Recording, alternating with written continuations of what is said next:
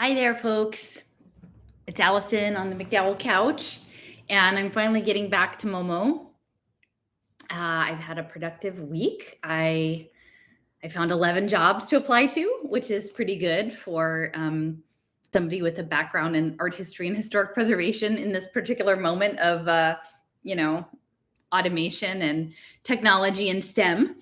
So I'm feeling pretty good about that. I actually got a call back for an interview, so I feel like at least I'm not invisible. Sometimes you go on these portals and you put your resumes in and you just don't even know, what's happening on the other side. So that makes me kind of happy on a Friday afternoon.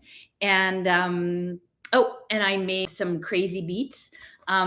This afternoon we get this farm box, community supported agriculture farm box, and so I thought I'd mix things up because I actually like beets, but my husband never liked beets. And I like them mostly if other people would make them for me and put them in a nice salad. But I wasn't motivated to make beets, especially because it wasn't like for dinner. The other people around me didn't like beets. So this week I ordered some sort of flame badger beets. And when it came yesterday, I'm expecting, like a beet like the size of your fist or something. This beet was like as big as a sweet potato. I've never seen anything quite like it. And I just didn't even know how to cook it. So it's August and I'm trying to get by because we have a very old air conditioning central air system and I don't want it to die. So I'm using it very modestly. And fortunately, the temperatures have cooperated. So in Philly, it's still like in the mid 80s, it can be very humid, but it's totally reasonable. It's not in the mid 90s. Today was cooler. And so I put them in the oven for an hour and a half. And this giant sweet potato thing beet, and I sliced it into sort of chunks.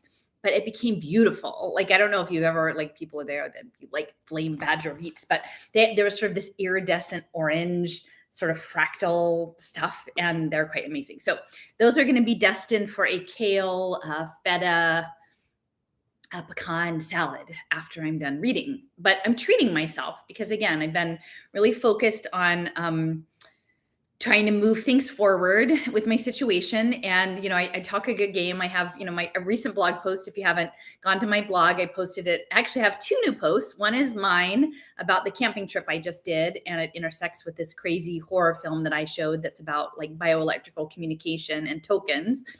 And then a follow-up to that is a guest post I just put up today by a friend based in Vancouver, Canada, but they go by Quantum Heart Cafe, and they're exploring this book by Stephen Johnson, I believe, on emergence. So it's a bit more about the ant computer, and it's a little bit briefer than some of my big rambly ones, but it's actually very helpful to think about coordinated signals and groups in emergent behavior. So if you haven't done that, definitely check that out. But in that post, I wrote, one of the things I was sort of trying to take some lessons from nature, right? Because Robin Wall Kimmerer is like, pay attention to the old beings, right? Humans, you guys don't really know that much. You should really try to listen to the oldsters, which are, like the plants and the rocks and other things. So this place that I went, which was Ohiopyle State Park, which is in Western Pennsylvania, it's it's on the western side of the Alleghenies, but the Alleghenies / Appalachians, very, very old mountains, ancient seabeds that got lifted up and erected into in Pangaea and then folded over and then run over by water. And so like when you're in the presence of those things, it really resets your idea of time.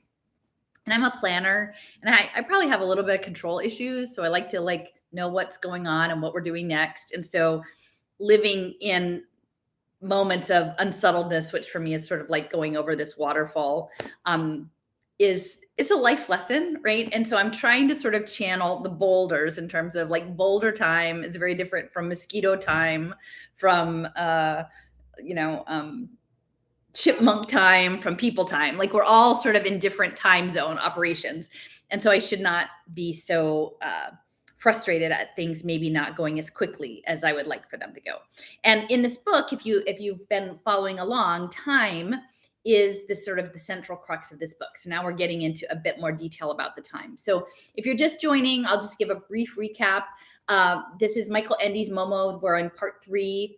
And in the first 2 parts, it introduces this the protagonist, which is a little girl named Momo, and she's an orphan, and she lives in an amphitheater in a town, and she has all the children come play, and they're very creative, and she's a very good listener. And she has these two good friends, one of whom is an older man who's a street sweeper, and one of whom is a young man who is a guide for the town, like a tourist guide, but he's very creative and he makes up most of his tours out of whole cloth.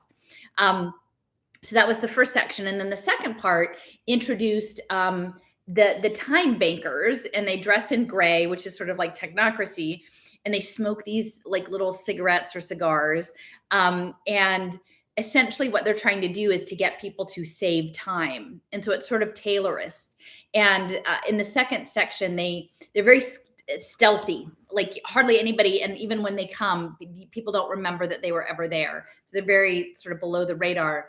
And so they convince this barber that he's wasting too much time by doing nice things like visiting his elderly mother and his friend and reading the newspaper and chatting with his customers. And so he should do everything very quickly so that he could save time and bank it with the time bankers. So that's sort of the first two sections. So now we're on chapter 7, which is called The Visitor. And so we'll see what comes next.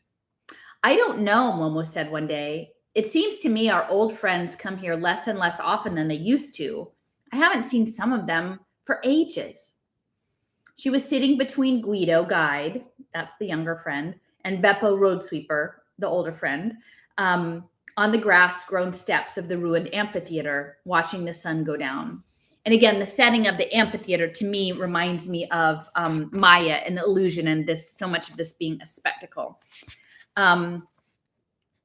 Yes, Guido said pensively, it's the same with me. Fewer and fewer people listen to my stories. It isn't like it used to be. Something's wrong. But what, said Momo. Guido shrugged and spat on the slate he'd been writing on and thoughtfully rubbed the letters out. Beppo had found the slate in a garbage can some weeks before and presented it to Momo. It wasn't a new one, of course, and it had a big crack down the middle, but it was still quite usable all the same. Guido had been teaching Momo her alphabet ever since. And Momo had a very good memory, and so she could already read quite well, though her writing was coming on more slowly. Beppo, who had been pondering Momo's question, nodded and said, You're right. It's closing in. It is the same all over the city. I've noticed it for quite some time. Noticed what? Asked Momo. And Beppo thought a while, and then he said, Nothing good. And there was another pause before he added, It's getting cold. Never mind, said Guido, putting his arm consolingly around Momo's shoulders. More and more children come here anyway. Exactly, said Beppo. That's just it. Well, what do you mean? Momo asked. Well, Beppo thought for a long time before replying. They don't come for the sake of our company, he said. It's a refuge they're after, and that's all. And they looked down at the stretch of grass in the middle of the amphitheater where a newly invented game was in progress. The children included several of Momo's old friends, Paolo, the boy who wore glasses, Maria and her little sister Rosa, Massimo, the fat boy with the squeaky voice, and Franco, the lad who had always looked rather ragged and unkempt. In addition to them, however, there were a number of children who had only been coming the past few days, and one small boy who had first appeared that morning. It looked as if Guido was right. Their numbers were increasing every day. Momo would have been delighted, except that most of the newcomers had no idea how to play. All they did was sit around looking bored and sullen and watching Momo and her friends. Sometimes they deliberately broke up the other children's games and spoiled everything. Squabbles and scuffles were frequent, though they never lasted long because Momo's presence had its usual effect on the newcomers too, and soon they started having bright ideas themselves and joining in with the will. The trouble was, new children turned up nearly every day, and some of them from distant parts of the city, and one spoil sport was enough to ruin a game for everyone else. But there was another thing Momo couldn't quite understand, a thing that hadn't happened until very recently. More and more often these days, children turned up with all kinds of toys you couldn't really play with. Remote-controlled tanks that trundled to and fro but did little else, or space rockets that whizzed around on strings but got nowhere, or model robots that waddled along with eyes flashing and heads swiveling, but that was all.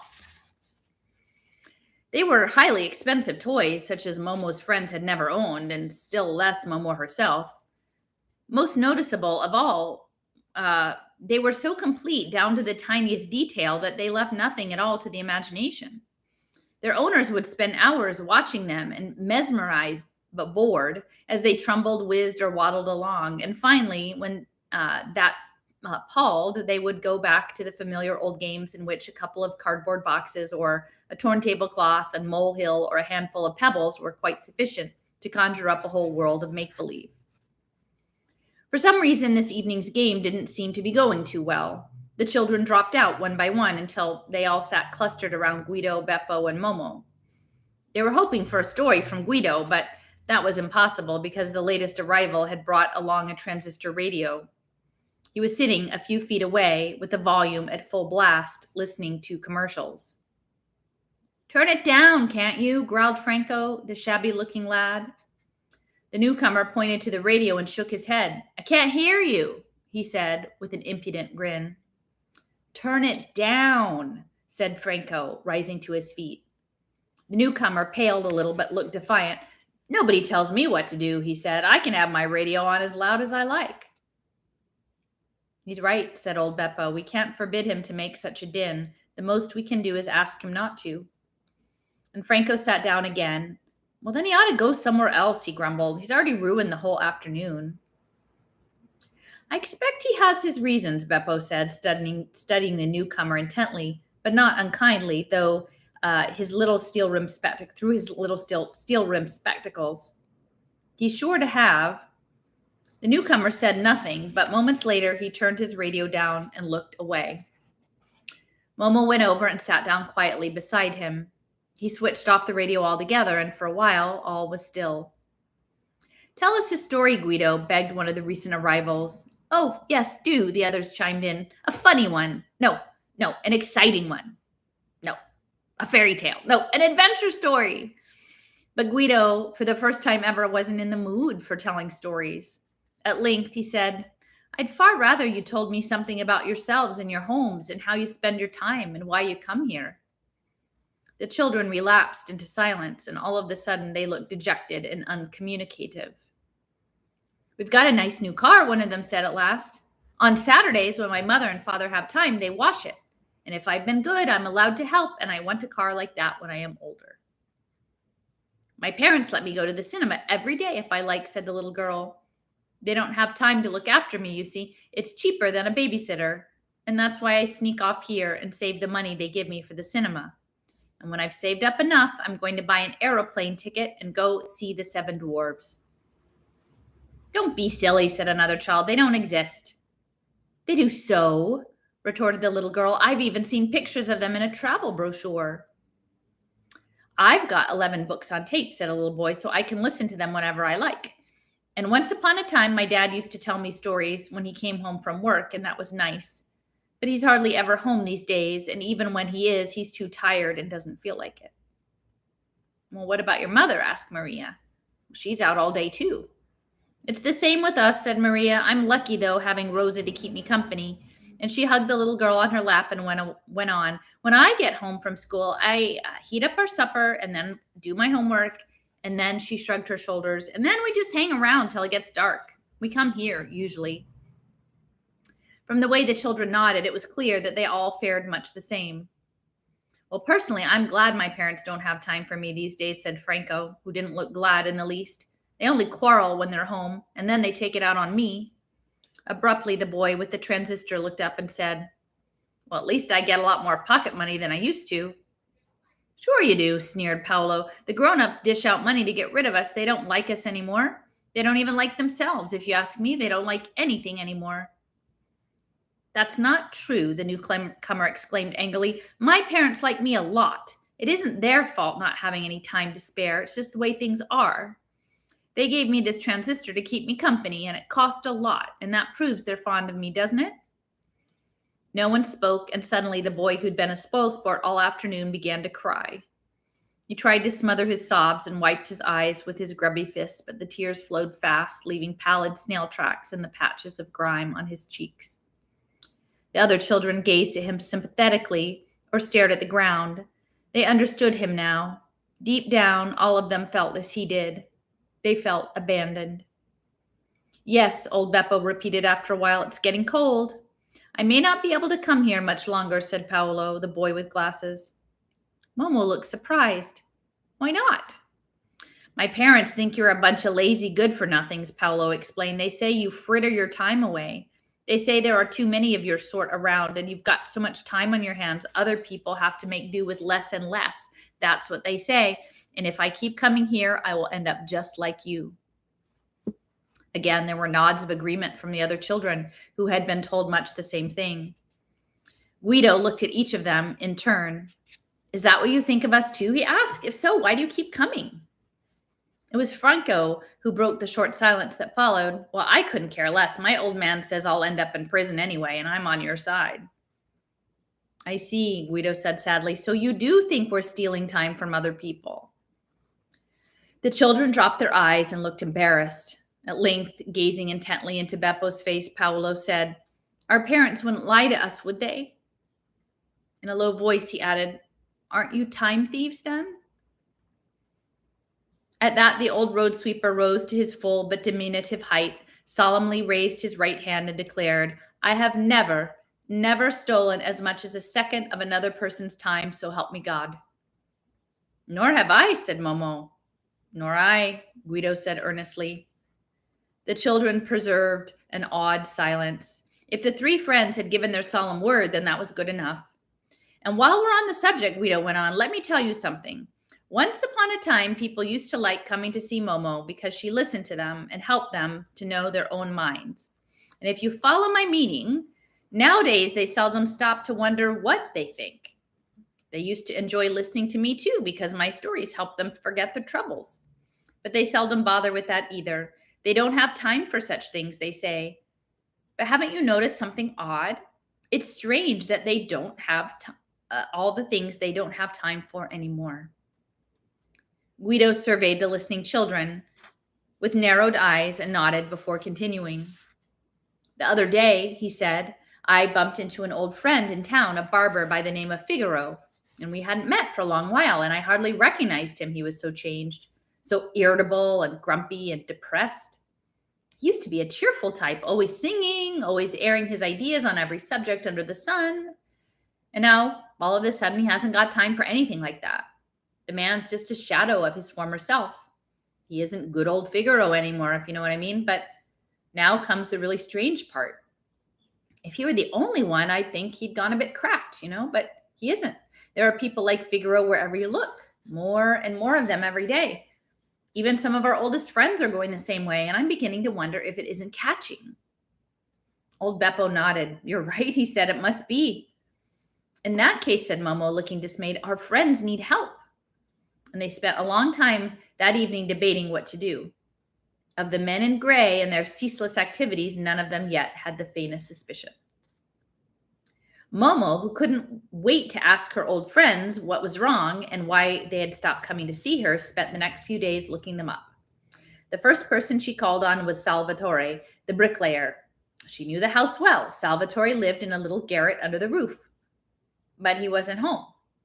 According to the other tenants, he now worked on one side of the big new housing development on the far side of town and was earning a lot of money. He seldom came home at all these days, they said. And when he did, it was usually in the small hours. He'd taken to the bottle and he was hard to get along with. Momo decided to wait for him just the same, so she sat down on the stairs outside of his door, and when it grew dark, she fell asleep. It must have been long past midnight when she was woken by the sound of unsteady footsteps and raucous singing. Salvatore came back, blundering upstairs, caught the sight of Momo, and stopped short, looking dumbfounded. Momo, he said hoarsely, clearly embarrassed to be seen in his present condition. So you're still around, eh? What on earth are you doing here? Waiting to see you, Momo replied shyly. Well, you are a fine one, I must say. Salvatore smiled and shook his head. Fancy turning up to see your old pal Salvatore in the middle of the night. Well, I would have paid you a visit myself ages ago, but I just don't have time anymore, not for, personal things. And he gestured vaguely and flopped down on the stairs beside her. You've no idea the kind of life I lead these days. Things aren't the way they used to be, and times are changing. Over where I'm working now, everything's done double quick time. We all work like fury. one whole floor a day, and that's what we have to sling together day after day. And it isn't like it used to be. Everything's organized, every move we make. Momo listened closely as he rambled on, and the longer she listened, the less enthusiastic he sounded. And suddenly he lapsed into silence and massaged his face with his work-roughened hands. Been talking rubbish, he said sadly. I'm drunk again, Momo, and that's the trouble. I often get drunk these days, there's no denying it, but that's the only way I can stomach the thought of what we're doing over there. To an honest bricklayer like me, it goes against the grain. Too little cement and too much sand, if you know what that means. 4 or 5 years, it's all those buildings will last, and then they'll collapse if anyone so much as blows his nose. Shoddy workmanship from top to bottom, but that's not the worst of it. Those tenement we're putting up aren't places for people to live in. They're hen coops. It's enough to make you sick. Still, why should I care as long as I get my wages at the end of the week? Yes, times are a changing, all right. It used to give me a kick when we built something worthwhile, but now, well, someday when I've made enough money, I'm going to quit this job and do something different. And he propped his chin on his hands and stared mournfully into space. Momo still said nothing. She just went on listening. And when Salvatore spoke again, he sounded a little brighter. Maybe I should start coming to see you again and telling you my troubles. Yeah, I really should. What about tomorrow or the day after? I'll have to see if I can fit it in, but I'll come, never fear. Is it a date? Momo nodded happily, and then because they were both very tired, they said goodnight, and she left. But Salvatore never turned up, neither the next day nor the day after that. He never turned up at all. And the next people Momo called on were Nino, the innkeeper, and his fat wife Liliana. Their little old tavern, which had damp-stained walls and a vine growing around the door, was on the outskirts of town. Momo went around to the back as she used to in the olden days. Through the kitchen door, which was open, she could hear Nino and Liliana quarreling violently.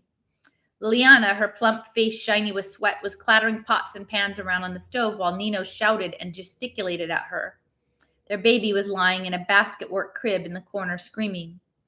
Momo sat down quietly beside the baby and took it on her lap and rocked it gently to and fro until it stopped crying. The grown-ups interrupted their war of words and glanced in her direction.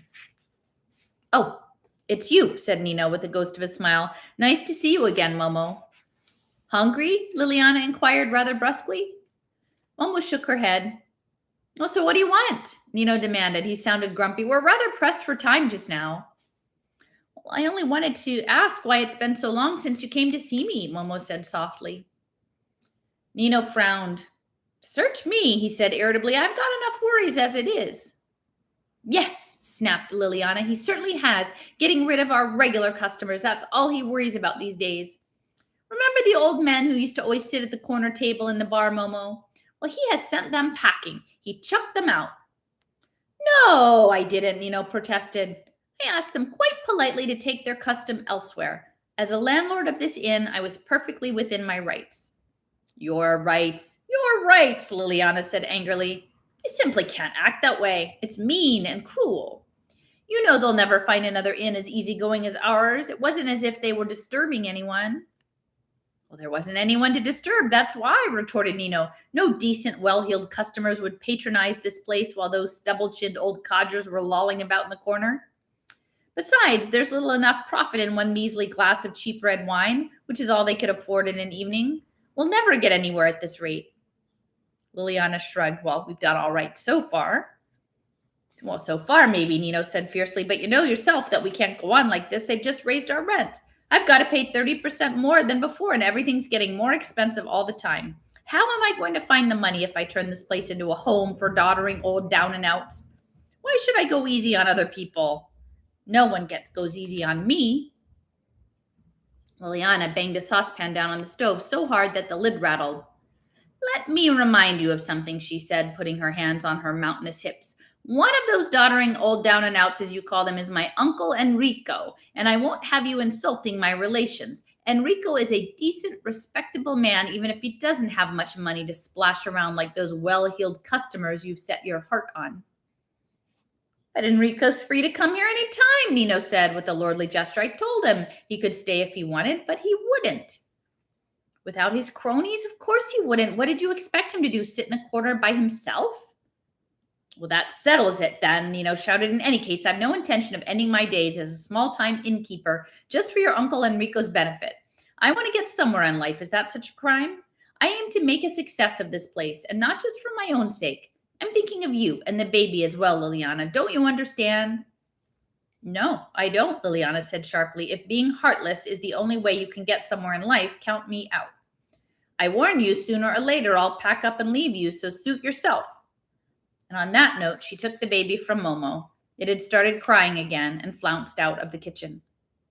Nino said nothing for a long time. He lit a cigarette and twiddled it between his fingers while Momo sat watching him. As a matter of fact, he said eventually, they were nice old boys. I was fond of them myself, and I feel bad about them, Momo. But what else could I do? Times have changed, you see. And his voice trailed off, and it was a while before he went on. Maybe Liliana was right all along. Now that the old men don't come here anymore, the atmosphere seems strange, cold somehow. I don't even like the place myself. I honestly don't know what to do for the best. Everyone acts the same way these days, so why should I be the odd man out? He hesitated. Or do you think I should? Momo gave an almost imperceptible nod, and Nino caught her eye and nodded too, and then they both smiled. I'm glad you came, Nino said. I'd quite forgotten the way we used to always say, why not go see Momo? Well, I will come and see you again, and I will bring Liliana with me. And the day after tomorrow is our day off, and we'll turn up then, all right? All right, said Momo, and went on her way, but not before Nino had presented her with a big bag of apples and oranges. Sure enough, Nino and Liliana returned up 2 days later, complete with their baby and a basket full of goodies. Just imagine, Momo, said Liliana, beaming. Nino went to see Uncle Enrico and the other old men, and he apologized to them one after the other and asked them to come back. Nino smiled too and scratched his ear in some embarrassment. Yes, he said, and back they all came, and I can say goodbye to my plans for the inn, but at least I like the place again. And he chuckled, and Liliana said, we'll get by, Nino. And it turned out to be a lovely afternoon, and before leaving, they promised to come again soon. So Momo went the rounds of all her friends one by one, and she called on the carpenter who had made her little table and chairs out of packing cases, and on the women who had brought her bedstead. And in short, she called on all the people whom she had listened to in the old days and who, thanks to her, had grown wiser and happier and more self-assured. Although some of them failed to keep their promise to come and see her or were unable for lack of time, so many old faces did turn up that things were almost as they used to be. Not that Momo knew it. She was upsetting, not that Momo knew it, but she was upsetting the plans of the men in gray, and that they couldn't tolerate. And so soon afterwards, one exceptionally hot and sultry afternoon, Momo came across a doll on the steps of the old amphitheater. Soon afterwards, if it wasn't uncommon for children to forget all about expensive toys they couldn't really play with and leave them behind by mistake. Sorry about that. It wasn't uncommon for children to forget all about expensive toys they couldn't really play with and leave them behind by mistake. But Momo had no recollection of seeing such a doll, and she certainly would have noticed because it was a very unusual one. Nearly as tall as Momo herself, the doll was so lifelike that it might almost have been mistaken for a miniature human being, though not a child or a baby. Its red mini dress and high-heeled sandals made it look more like a shop window dummy or a stylish young woman about town. Momo stared at it, fascinated. After a while, she put out her hand and touched it. And instantly, the doll blinked a couple of times, opened its rosebud mouth, and said in a metallic voice that sounded as if it were issuing from a telephone, "Hello, I'm Lola, the living doll." Momo jumped back in alarm and then automatically replied, "Hello, I'm Momo." The doll's lips moved again. "I belong to you," it said. "All the other kids envy you because I'm yours." "You aren't mine," Momo said. "Someone must have left you here by mistake." She picked the doll up and the lips moved. "I'd like some new things," said the metallic voice. "Would you?" Momo thought for a moment. "Well, I doubt if I've got anything you'd care for, but you're welcome to look." Still holding the doll, Momo clambered through the hole in the wall that led to her underground room.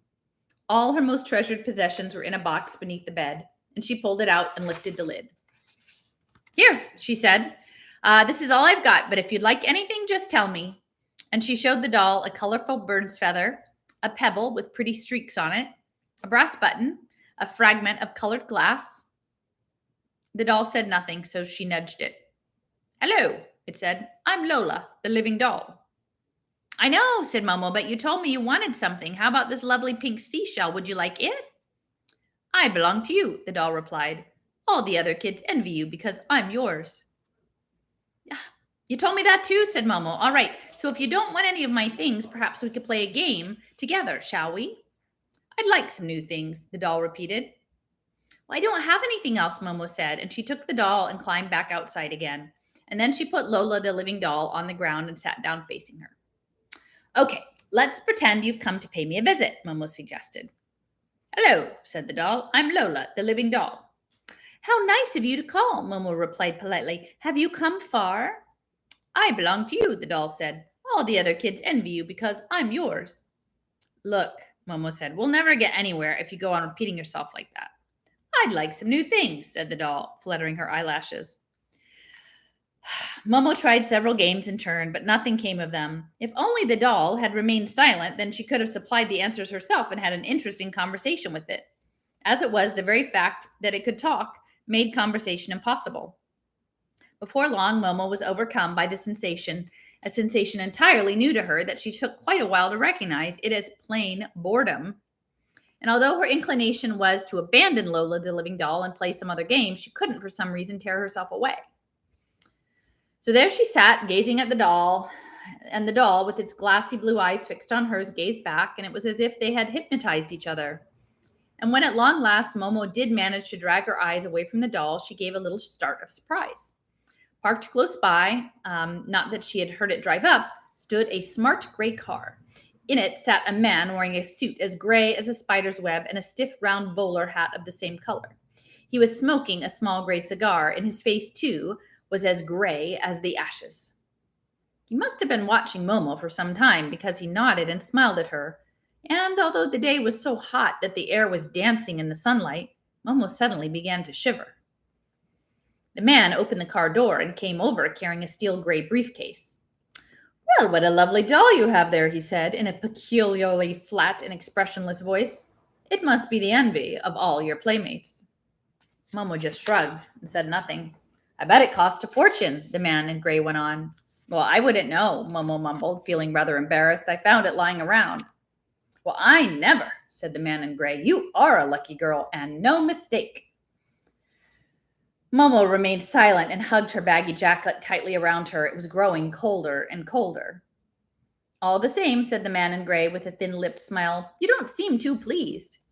Momo shook her head, and suddenly she felt as if happiness had fled the world forever. Or rather, as if happiness had never existed and all her ideas of it had been merely figments of her own imagination. At the same time, she had a presentiment of danger. "I have been watching you for quite a while," pursued the man in gray. "From what I've seen, you don't have the first idea how to play with such a marvelous doll. Shall I show you?" Momo stared at him in surprise and nodded. "I'd like some new things," the doll squawked suddenly. "You see," said the man in gray, "she's actually telling you herself. You can't play with a marvelous doll like this the way you play with any old doll. That's obvious. Anyway, it isn't what she's meant for. If you don't want to get bored with her, you'll have to give her things. Look here." And he went to the car and opened the boot. "It's in the first place," he said, "she needs plenty of clothes, like this gorgeous evening gown, for example." He pulled out a gown and tossed it to Momo. "And here's a genuine mink coat and a tennis dress and a skiing outfit and a swimsuit and a riding habit and some pajamas and a nightie and another dress and another and another and another." And one by one, he tossed them over until they formed a huge heap on the ground between Momo and the doll. "There," he said with another thin-lipped smile. "That should keep you happy for a while, shouldn't it? Or are you going to get bored again after a couple of days?" "Well, very well. You'll just have to have some more nice things for your doll." And he reached in the boot again. "Here, for instance, is a real little snakeskin purse with a real little lipstick and a powder compact inside. And here's a miniature camera and a tennis racket and a doll's TV set that really works. Here's a bracelet, a necklace, some earrings, a doll's gold-plated automatic. I don't know what that is. Gold-plated automatic, some silk stockings, a feather boa, a straw hat, an Easter bonnet, some miniature golf clubs, a little checkbook, perfume, bath salts, body lotion. He broke off and glanced keenly at Momo, who was sitting in the middle of the clutter of the toys with a stunned expression on her face. You see, he said, it's quite simple. As long as you go getting more and more things, you'll never grow bored. I know what you're going to say. Sooner or later, Lola will have everything, and then I'll be bored again. But, well, there's no fear of that. Here we have the perfect boyfriend for Lola. And this time, when he reached into the boot, he produced a boy doll. And it was the same size as Lola and just as lifelike. Look, he said, this is Butch. He has any number of nice things, too. And when you get bored with him, we can supply a girlfriend for Lola with masses of outfits that won't fit anyone but her. And Butch has a friend, and his friend has friends, and so on ad infinitum. So you see, you need never to get bored because the game can go on forever. There's always something left to wish for. And as he spoke, the man in gray took doll after doll from the boot whose contents seemed inexhaustible, and Momo continued to sit there watching him rather apprehensively while he arrayed them on the ground beside her. Well, he said at length, expelling a dense cloud of smoke from his cigar, now do you see how to play with dolls like these? Yes, said Momo, who was positively shaking with cold, and satisfied, the man in gray nodded and took another pull at his cigar. You'd like to keep all of these nice things, wouldn't you? Of course you would. Very well, I will make you a present of them. You can have them not all at once, of course, but one at a time, and lots of other things. You don't have anything to do, anything in return. Just play with them the way I've showed you. What do you say? And he fixed Momo with an expectant smile. And then when she still said nothing, he just returned his gaze without smiling back. And he went on quickly. You won't need your friends anymore, don't you see? You'll have quite enough to amuse yourself with all of these lovely things when they are yours. And you keep on getting more, won't you? You'll like that, wouldn't you? Surely you want this marvelous doll. I bet you've already set your heart on it. And Momo dimly sensed that she had a fight on her hands, and indeed that she was already thick in the fray, but she didn't know what she was fighting or with whom. And the longer she listened to this stranger, the more she felt as if she had felt with the doll. She could hear a voice speaking, and she could hear the words it uttered, but she couldn't tell who was actually saying them. She shook her head. What? Exclaimed the man in gray, raising his eyebrows. You modern children are never satisfied. Honestly. Lola is perfect in every detail. If there's anything wrong with her, perhaps you'd care to tell me. Momo stared at the ground and thought hard, and then she said very quietly, well, I don't think anyone could love it. Her. And the man in gray didn't answer for some time, and he stared into space with eyes as glassy as the doll's. And at last he pulled himself together. That's not the point, he said coldly. And Momo met his eye, and what scared her most about him was the icy chill that seemed to emanate from his body. Yet in some strange way, she couldn't have said why, she felt sorry for him, as well as scared. But I do love my friends, she said. And the man in gray grimaced as if he'd bitten into a lemon. But he quickly recovered his composure and gave her a razor-sharp smile. Momo, he said smoothly, I think we should have a serious talk, you and I. It is time you learned what matters in life. He produced a little gray notebook from his pocket and leafed through it until he found what he was looking for. Your name is Momo, isn't it? And Momo nodded. The man in gray shook his notebook with a snap and pocketed it again. And then with a faint grunt of exertion, he sat himself down on the ground at Momo's side. And he said no more for a while, just puffed thoughtfully at his small gray cigar. All right, Momo, he said at last. Listen carefully. Momo had been trying to do this all the time, but the man in gray was far harder to listen to than anyone she'd ever heard. She could understand what other people meant and what they were like by getting right inside them, so to speak. But with him, this was quite impossible. Whenever she tried to read his thoughts, she seemed to plunge headlong into a dark chasm, as if there were nothing there at all. It had never happened to her before. All that matters in life, the man in gray went on, is to climb the ladder of success, amount to something, own things. When a person climbs higher than the rest, amounts to more, owns more things, everything else comes automatically. Friendship, love, respect, etc. You tell me you love your friends. Well, let us examine that statement quite objectively. And he blew a few smoke rings. Momo tucked her bare feet under her skirt and burrowed still deeper into her oversized jacket. The first question to consider, pursued the man in gray, is how much your friends really gain from the fact of your existence. Are you of any practical use to them? No. Do you help them get on in the world and make more money, make something of their lives? No again. Do you assist them in their efforts to save time? On the contrary, you distract them. You are a millstone around their necks, an obstacle to their progress. You may not realize it, Momo, but you harm your friends simply by being here. Without meaning to be, you are really their enemy. Is that what you call love? Well, Momo didn't know what to say. She'd never looked at things that way. I mean, she even wondered for one brief moment whether the man in gray might not be right after all. And that, he went on, is why we want to protect your friends from you. If you really love them, you'll help us. We have their interests at heart, so we want them to succeed in life. We can't just look idly on while you distract them from everything that matters. We want to make sure that you leave them alone, and that is why we're giving you all these lovely things. Momo's lips began to tremble. Well, who is we? She asked. The time-saving bank, said the man in gray. I'm agent number BLW/553/C. I wish you no harm, personally speaking, but the time-saving bank isn't an organization to be trifled with. And just then, Momo recalled what Beppo and Guido said about time-saving being infectious. And she had an awful suspicion that this stranger had something to do with the spread of the epidemic. And she wished from the bottom of her heart that her friends were with her now. She had never felt so alone, but she was determined not to let fear get the better of her. Summoning up all of her courage, she plunged headlong into the dark chasm in which the stranger concealed his true self. He had been watching her out of the corner of his eye, so the change in her expression did not escape him. He lit a fresh cigar from the butt of the old one. Don't bother, he said with a sarcastic smile. You're no match for us. But Momo stood firm. Isn't there anyone who loves you? She whispered. The man in gray squirmed a little.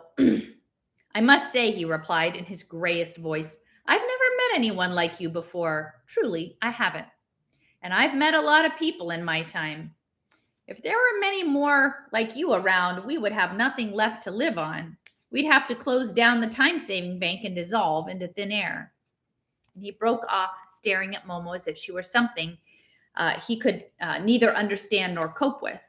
His face turned a shade grayer, and when he spoke, it was as if he were doing so against his will, as if the words were pouring forth despite him. At the same time, his face became more and more convulsed with horror at what was happening to him, and at long last, Momo heard his real voice, which seemed to come from infinitely far away. We have to remain unrecognized, he blurted out. No one must know of our existence or activities. We make sure no one ever remembers us because we can always carry out our business if we pass unnoticed. It is a wearisome business, too, bleeding people of their time by the hour, minute, and second. All the time they save, they lose to us, and we drain it off. We hoard it. We thirst for it. Human beings have no conception of the value of their time, but we do. We suck them dry, and we need more and more time every day because there are more and more of us, more and more and more. And the last few words were uttered in a sort of death rattle, and the man in gray clapped his hands over his mouth, staring at Momo with his eyes bulging, and little by little he seemed to emerge from a kind of trance. What happened? You've been spying on me. I'm ill, and it's all your fault. His tone became almost imploring. I've been talking nonsense, Momo. Forget it. Forget me like everyone else. You must. And he grabbed hold of Momo and shook her, and her lips moved, but she couldn't get a word out. And the man in gray jumped to his feet. He peered in all directions like a cornered beast and snatched his briefcase and sprinted to the car. The next moment, something very strange happened, like an explosion in reverse. All of the dolls and their scattered belongings flew back into the boot, which slammed shut, and the car roared off at such a speed that grit and pebbles spurted from its wheels. Momo sat there for a long, long time trying to make sense of what she had heard. As the dreadful chills seeped slowly from her limbs so that her thoughts became steadily clearer, and now that she had heard the real voice of the man in gray, she could remember everything. And from the sun-baked grass in front of her rose a slender thread of smoke. The trampled butt of a small gray cigar was smoldering away to ashes. Okay. Chapter 8, The Demonstration. Late that afternoon, Guido and Beppo turned up, and they found Momo sitting in the shade of a wall, still rather pale and upset. So they sat down beside her and anxiously inquired what the matter was. Momo began to tell them what had happened, haltingly at first, but she ended up by repeating her entire conversation with the man in gray, word for word. Old Beppo watched her gravely and intently throughout, the furrows in his wrinkled brow growing deeper by the minute. He said nothing, even when she had finished. Guido, by contrast, listened to her with mounting excitement. His eyes began to shine, as they so often did when he himself was telling a story and got carried away. He gripped Momo by the shoulder. Well, he said, this is our big moment. You've discovered something no one else knew. And now we can rescue everyone from their clutches. Not just our friends, but the whole city. It's up to the three of us, you, me, and Beppo. And he jumped up and stood there with his arms outflung. In his mind's eye, he could see a vast crowd of people hailing him as their savior. Yes, said Momo, looking rather baffled, but how? Well, what do you mean, how? Guido demanded irritably. I mean, how do we beat the men in gray at their own game? Guido shrugged. Well, I can't say exactly, of course, not right this minute. We'll have to work something out first. But one thing's for sure, now that we do know that they exist and what they're up to, well, we must tackle them. Or are you scared? Well, Momo nodded uneasily. I mean, I don't think they're ordinary men. The one that was here looked different somehow, and the air around him was dreadfully cold. And if there are a lot of them, they're bound to be dangerous. And yeah, I'm scared, all right. Don't be silly, Guido said briskly. The whole thing's quite simple. They can only do their dirty trick as long as nobody recognizes them. Your visitor said so himself. Well, then all we have to do is make sure they're recognizable. And once people recognize them, they'll remember them. And once they remember them, they'll know them again at a glance. The men in gray won't be able to harm us then. We'll be safe as houses. You really think so? Momo said rather doubtfully.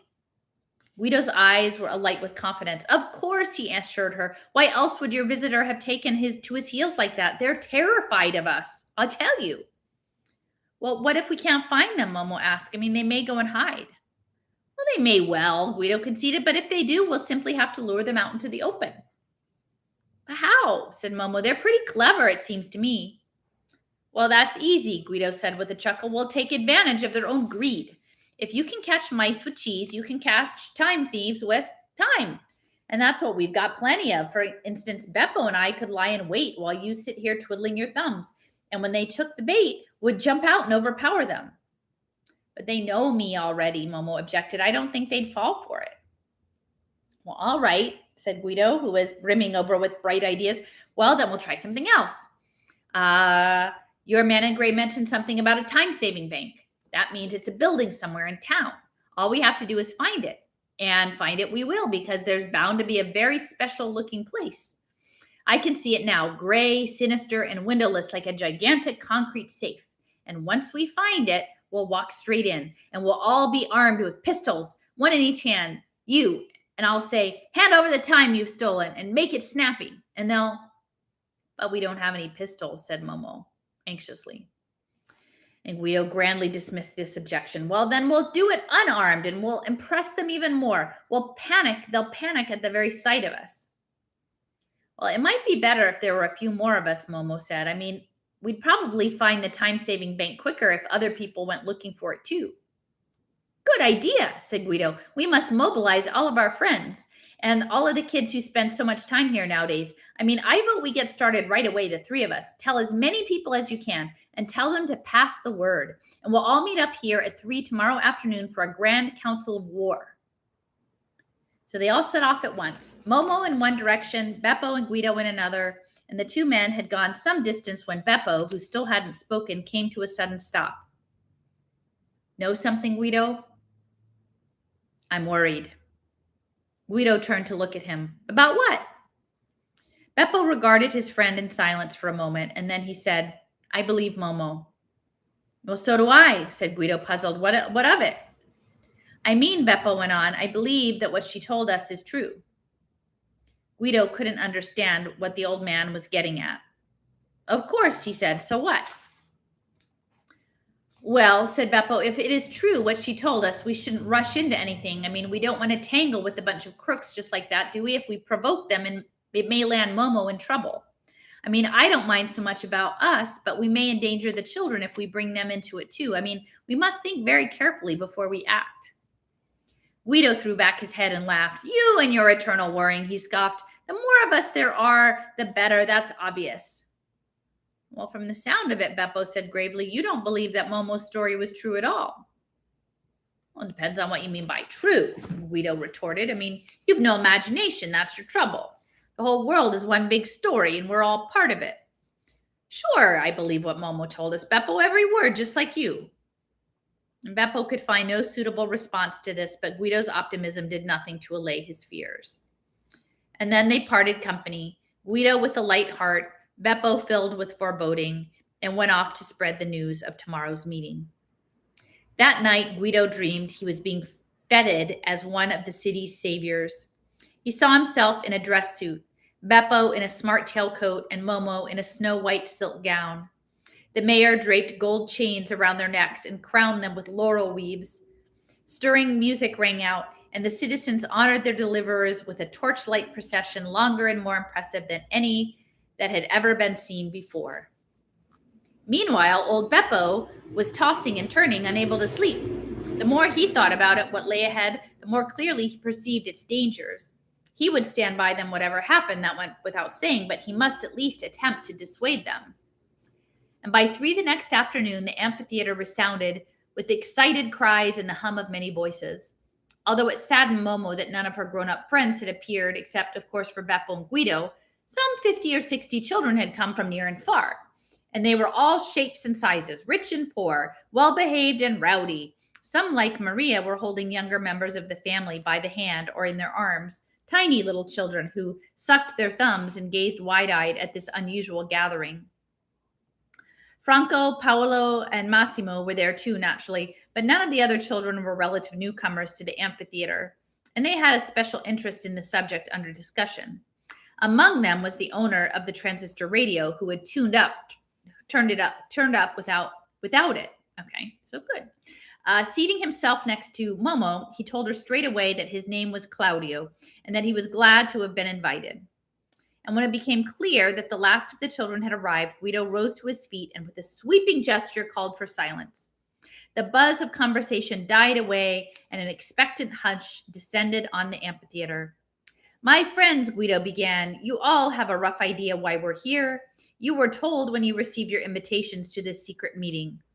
More and more people are finding themselves with less and less time to spare, even though they are saving it for all they're worth. The truth is, they've lost the very time they've meant to save. Why?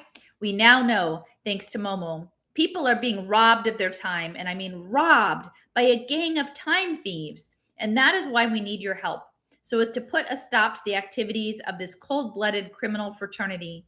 Our city is in the grip of a nightmare, and with your cooperation, we can banish it at a stroke. Isn't that a cause worth fighting for?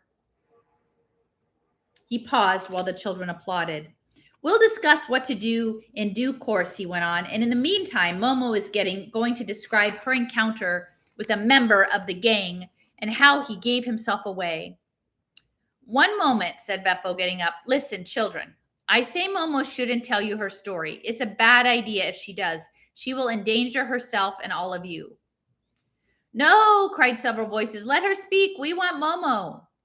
More and more voices joined in until all the children were chanting, Momo, Momo, Momo, in unison. And old Beppo sat down again, and he took off his little steel-rimmed spectacles and wearily rubbed his eyes. Momo stood up, looking perplexed. She didn't know whose wishes to comply with, Beppo's or the children's. And at length, while her audience listened attentively, she recounted what had happened.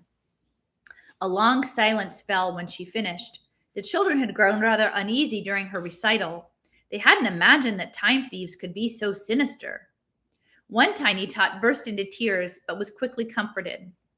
The silence was broken by Guido. "Well," he said, "how many of you have the guts to join our campaign against the men in gray?" "Why didn't Beppo want Momo to tell us what happened?" Franco inquired. Guido gave him a reassuring smile. "Well, he thinks the time thieves feel threatened by those who know their secrets, so they will try to hunt them down. Myself, I think it's the other way around. I am convinced that knowing their secret makes a person invulnerable. Once you know it, they can't lay a finger on you. That's logical, wouldn't you say? Come on, Beppo, admit it." But Beppo only shook his head, and the children remained silent. "One thing's certain anyway," Guido pursued. "From now on, we must stick together, come hell or high water. We've got to be careful, but we shouldn't be scared, all right? I'll ask you again. Who's prepared to join us?" "I am," said Claudio, getting to his feet, and he looked a trifle pale. Others followed suit, hesitantly at first, and then more and more resolutely, until everyone present had volunteered. "Well, Beppo," said Guido, pointing to the forest of raised hands, "what do you say now?" Beppo nodded sadly. "I'm with you too, of course." "Good." And Guido turned back to the children. "So now let's decide what to do. Any suggestions?" They all thought hard. Paolo, the boy with glasses, finally said, "But how do they do it? I mean, how can they really steal time?" Yes, Claudio chimed in. "What is time anyway?" And no one could supply an answer. Maria, with little Rosa in her arms, got up from her seat on the far side of the arena. "Maybe it's like electricity," she hazarded. "After all, there are machines that can record people's thought waves. I have seen one myself on TV. They've got gadgets that can do anything these days." "Well, how about this for an idea?" squeaked Massimo, the fat boy with the highest pitched voice. "When you photograph something, it's down on film, and you record something, it's down on tape. Maybe they've got a machine that can record time. And if we knew where it was, we could simply put it into reverse and the missing time would be there again." "Well, anyway," said Paolo, adjusting his glasses, "the first thing to do is find a scientist to help us, and we won't get anywhere without one." "You and your scientists," sneered Franco. "Who said they can be trusted? Suppose we found one who was an expert on time. How could we be sure he wasn't in league with the time thieves? And then we'd be really up a creek." And everyone seemed impressed by this objection. The next person to speak up was a little girl of demure and ladylike appearance. "If you ask me," she said, "our best plan would be to go to the police and tell them the whole story." "Now I've heard everything," Franco scoffed. "What could the cops do? They're just ordinary thieves. These aren't ordinary thieves. Either the cops have known about them all along, in which case they must be powerless, or they haven't noticed a thing, in which case they'd never believe us." A baffled silence ensued. "Well," Paolo said eventually, "we've got to do something as soon as possible, too, before the time thieves get wind of what we're up to." Guido rose to his feet again. "My friends," he said, "I have already given the matter a lot of thought. After dreaming up hundreds of schemes and rejecting all of them in turn, I finally hit on one that's guaranteed to do the trick, as long as you all cooperate. I merely wanted to see if one of you could come up with a better idea. Well, now I will tell you what we're going to do." And he paused and looked slowly around the amphitheater. He was ringed by 50 or 60 expectant faces, the biggest audience he'd had in a long time. "As you're now aware," he went on, "the men in gray depend for their power on being able to work unrecognized and in secret. It follows that the simplest and most effective way of rendering them harmless is to broadcast the truth about them. And how are we to do that? I'll tell you. We're going to hold a mass demonstration.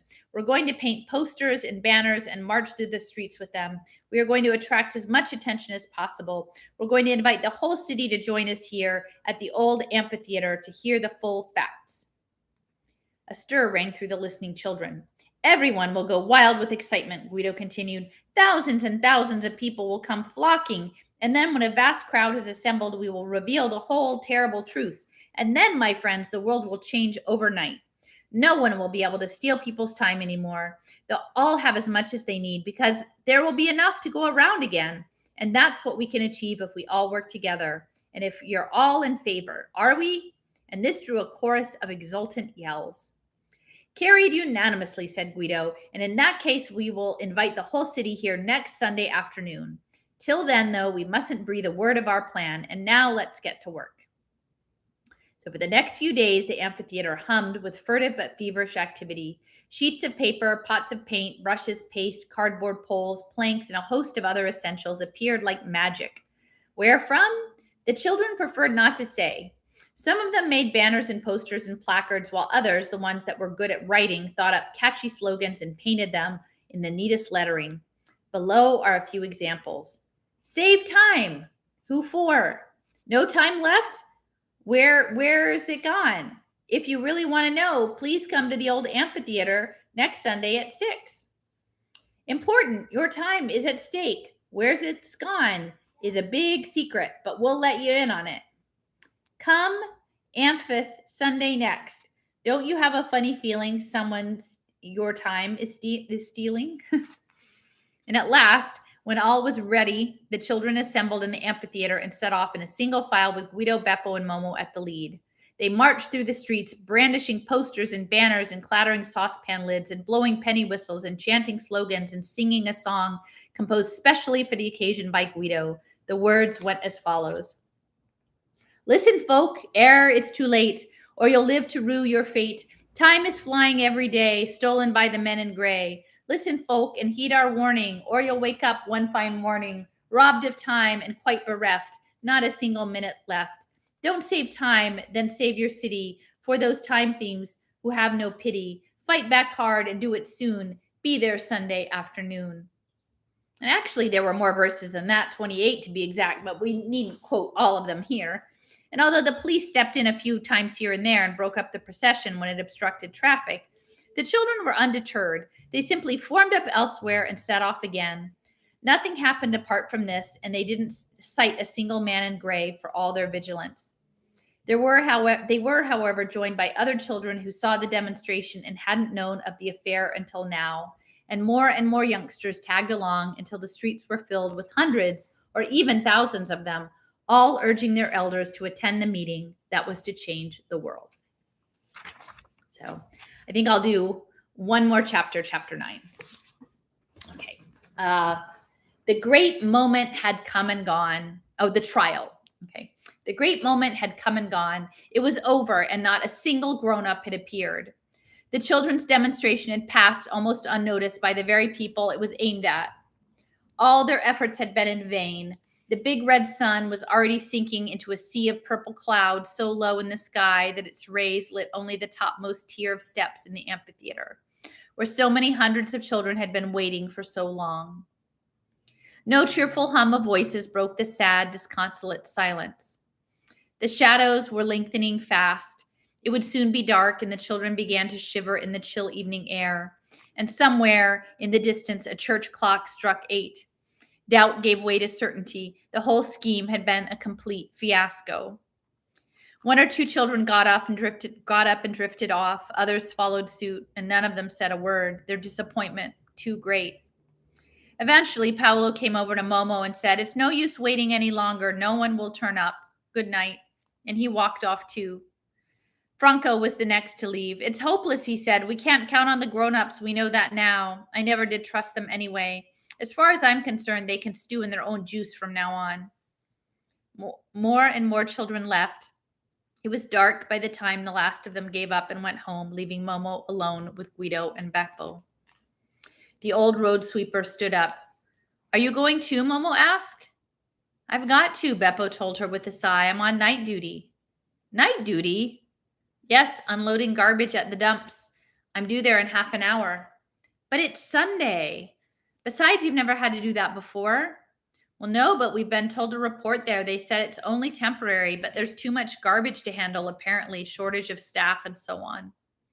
"Well, what a shame," said Momo. "I'd have liked you to stay for a while." "Yes, I don't want to go myself, but there it is. I've got to." And Beppo mounted his squeaky old bicycle and pedaled off into the darkness.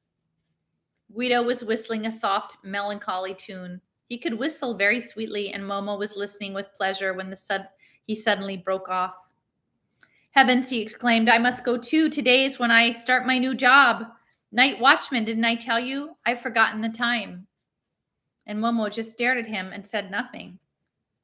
So our plan didn't work out, he went on. Never mind, Momo. It didn't work out the way I'd hoped either. But it was fun all the same, tremendous fun. And when Momo still said nothing, he stroked her hair soothingly and added, "Don't take it so hard, Momo. Everything will look quite different in the morning. We'll just have to come up with a new idea, a new game, eh?" "It wasn't a game," Momo said in a muffled voice. And Guido stood up. "Look, I know how you feel, but we'll talk about it tomorrow, okay? I have to go now. I'm late enough as it is. Anyway, it's time you went to bed." And he walked off, whistling his melancholy tune. And so Momo remained sitting forlornly in the great stone bowl of the amphitheater. Clouds had veiled the sky and blotted out the stars. A peculiar breeze had sprung up, light but persistent and singularly cold, if breezes can be said to have a color. This one was gray. Far beyond the outskirts of the city loomed the massive municipal garbage dump.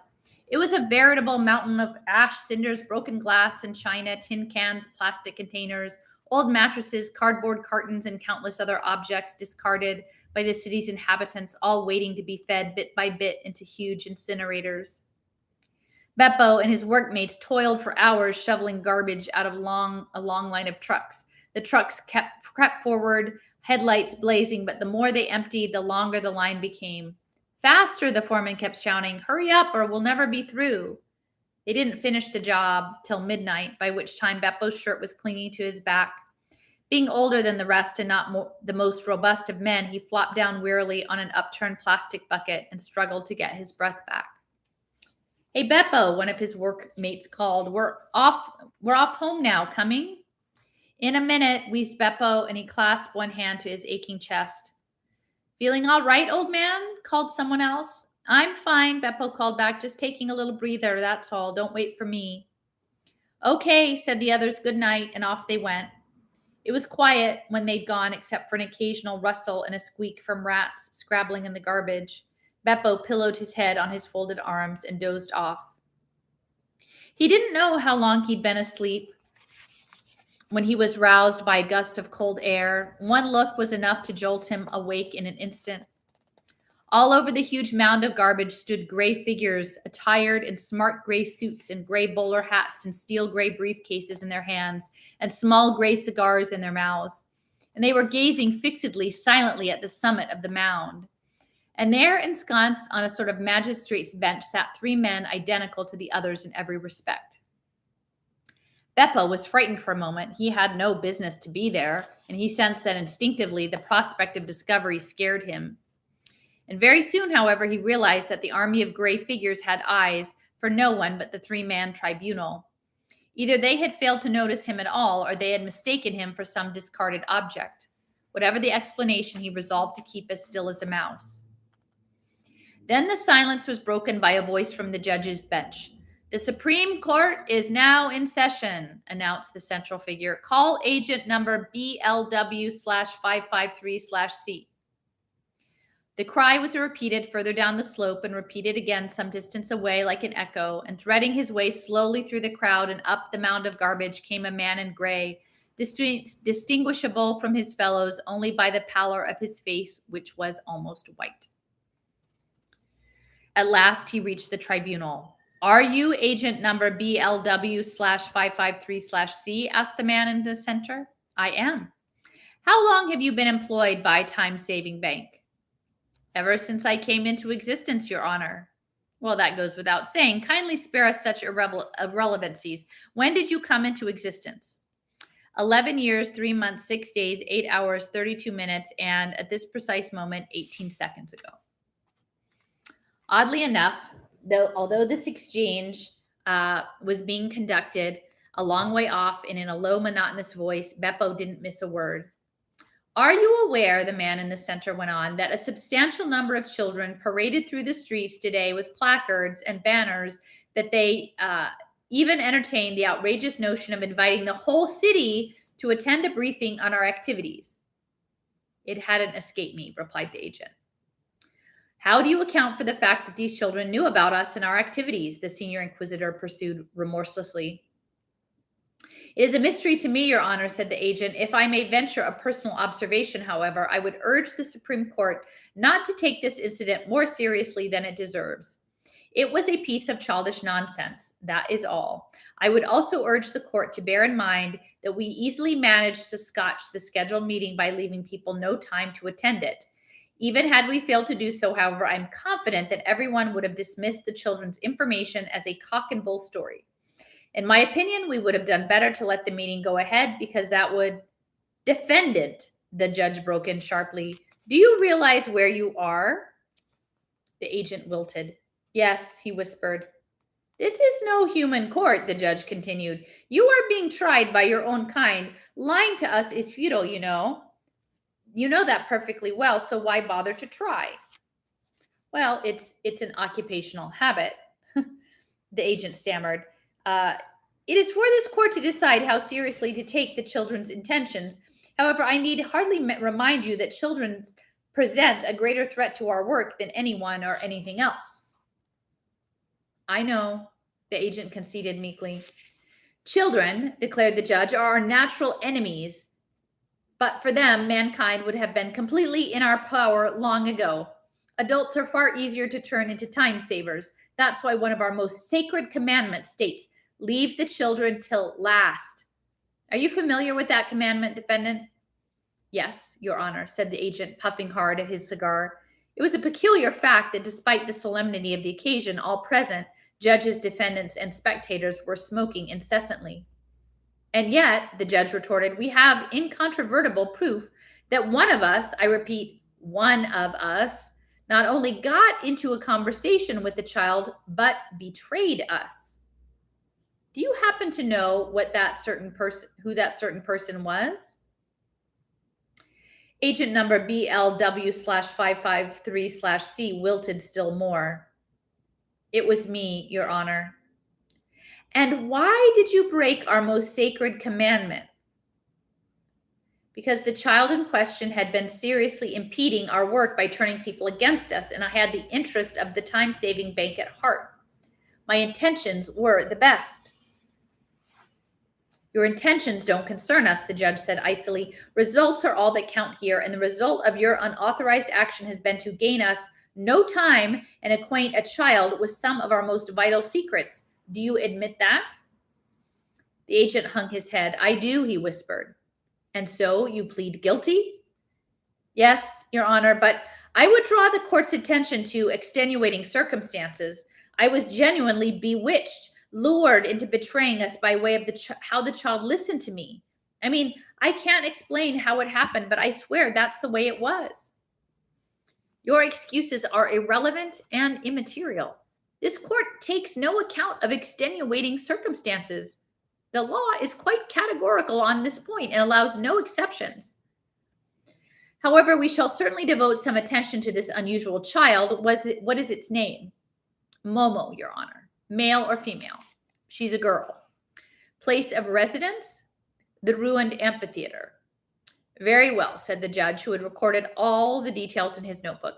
You may rest assured, defendant, that this child will never harm us again. We shall neutralize her by every available means. So let that thought console you now that the sentence is about to be passed and carried out. The agent began to tremble. Well, what is the sentence? He whispered. The three judges put their heads together and conferred in an undertone, and then they nodded, and their spokesman turned to face the prisoner again. Agent number BLW/553/C, having pled guilty to a charge of high treason, this court unanimously sentences him to pay the penalty prescribed by law. He is to be deprived of all time forthwith.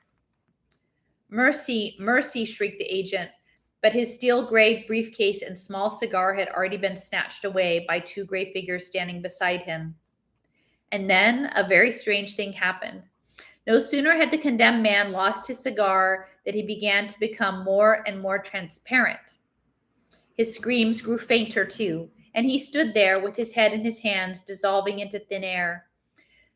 The last that could be seen of him was a little flurry of ash eddying in the breeze, but that soon vanished too.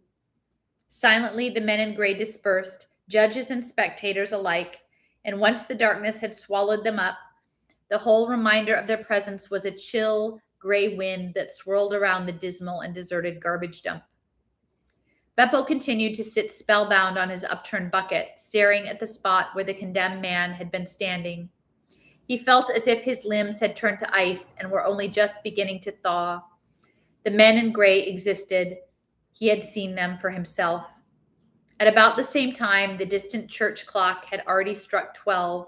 Momo was still sitting on the steps of the amphitheater. She was waiting for what she didn't know, but some instinct had dissuaded her from going to bed. All of a sudden, something lightly brushed against her bare feet. Peering hard, for it was very dark, she saw a big tortoise looking up at her. Its mouth seemed to curve in a mysterious smile, and there was such a friendly light in its shrewd black eyes that Momo felt it was about to speak. She bent down and tickled it under the chin. "Who might you be? Nice of you to come keep me company, tortoise, even if nobody else will. What can I do for you?" And Momo wasn't sure whether she'd failed to notice them before or whether they just appeared, but suddenly she spotted some letters on the tortoise's back. They were faintly luminous and seemed to follow the natural pattern on its shell. "Follow me," she slowly deciphered. Astonished, she sat up with a jerk. "Do you mean me?" she asked. But the tortoise had already set off, and after a few steps it paused and looked back. "It really does mean me," Momo said to herself, and she got up and went over to the creature. "Keep going," she told it softly. "I'm right behind you." And step by step, she followed the tortoise as it slowly, very slowly, led her out of the amphitheater and headed for the city. All right, so that's the end of chapter 9, and I think we'll call it a night there. I know the light is a little crazy. It's coming in from the side door. The next time we do this, we'll do chapter 10, More Haste, Less Speed. So I hope you're enjoying this. This is part 3. If you haven't listened to the other parts, listen to the first 2 and tell your friends, because I think that the story about time and life and stealing our time is very appropriate. So thanks for joining me tonight, everybody.